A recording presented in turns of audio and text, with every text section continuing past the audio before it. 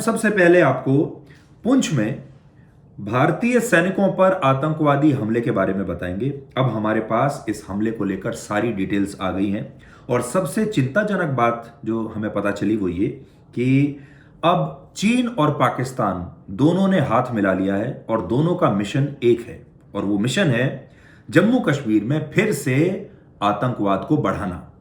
चीन को इसमें यह फायदा होगा कि जब कश्मीर में आतंकवाद बढ़ेगा तो भारतीय सेना की जो डिप्लॉयमेंट इस समय लद्दाख में है उसे वापस जम्मू कश्मीर में डिप्लॉय कर दिया जाएगा और भारतीय सेना का जो ध्यान है वो लद्दाख से हट जाएगा और यही चीन चाहता है। इसलिए आज पुंछ में जो हमारे शहीद सैनिक हैं उनके बारे में आपको बताएंगे और इस हमले की पूरी डिटेल्स आपको बताएंगे।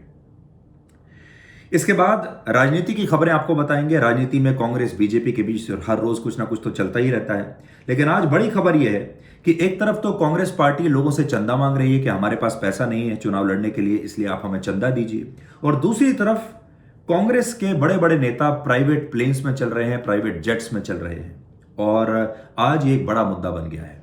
आपके लिए भी सवाल ये है कि अगर कोई पार्टी आपसे पैसा मांगती है ये कहकर कि हमारे पास पैसा नहीं है आप चंदा दीजिए, और फिर उस पार्टी के नेता प्राइवेट प्लेन्स में चलते हैं, तो क्या यह सही है? इसके बाद हम आपको कानपुर लेकर चलेंगे। कानपुर में एक अस्पताल है जहां पर हार्ट की सर्जरीज होती हैं, हृदय रोग का अस्पताल है, और वहां उन्होंने एक अनोखा प्रयोग किया है।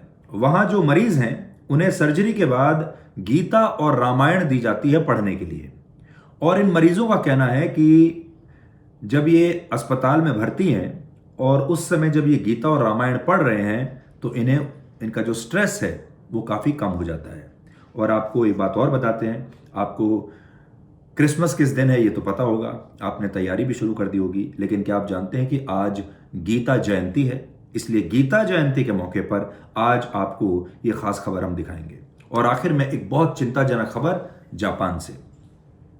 जापान में पिछले 10 वर्षों में बुजुर्गों की हत्याओं के मामले लगातार बढ़ रहे हैं और उसके पीछे बड़ा कारण यह है कि वहां पर बुजुर्गों को उनका जो खर्चा होता है, उनके मेंटेनेंस का जो खर्चा होता है बुजुर्गों का, वो लगातार बढ़ता जा रहा है। वहां महंगाई बढ़ती जा रही है और अब वहां जो परिवार के दूसरे सदस्य हैं, यानी बूढ़े लोगों के जो बच्चे हैं, वो खुद सरकार से ये कहने लगे हैं कि हम इनकी मेंटेनेंस के लिए पैसा नहीं निकाल सकते, इसलिए हमें इन्हें मारने की इजाजत दे दी जाए।